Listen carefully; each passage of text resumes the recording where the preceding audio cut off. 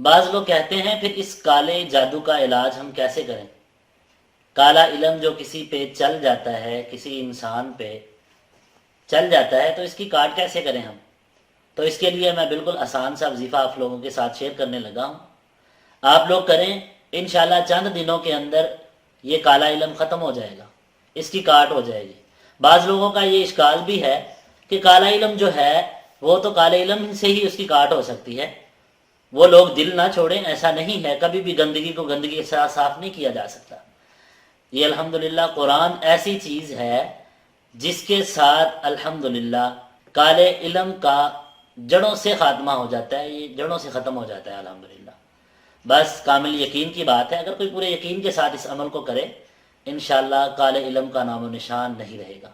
وظیفہ کیسے کرنا ہے میں آپ لوگوں کے ساتھ شیئر کرنے لگا ہوں۔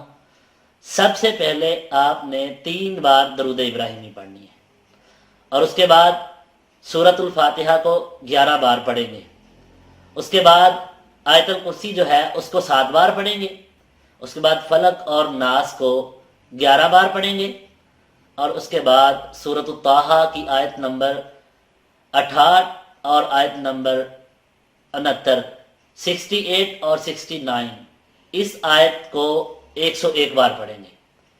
یہ عمل آپ دن میں کبھی بھی جو ہے 1 بار ضرور دہرائیں، اور اس وظیفے کے آخر میں بھی درود ابراہیمی جو ہے اس کو 3 بار پڑھیں گے۔ اس وظیفے کو خود کریں اور اس وظیفے کو لوگوں کے ساتھ شیئر بھی کریں، اللہ کی توفیق سے کالا علم جڑوں سے اس کا خاتمہ ہو جائے گا۔ اس وظیفے کو خود کریں اور لوگوں کے ساتھ شیئر کریں۔ السلام علیکم ورحمۃ اللہ وبرکاتہ۔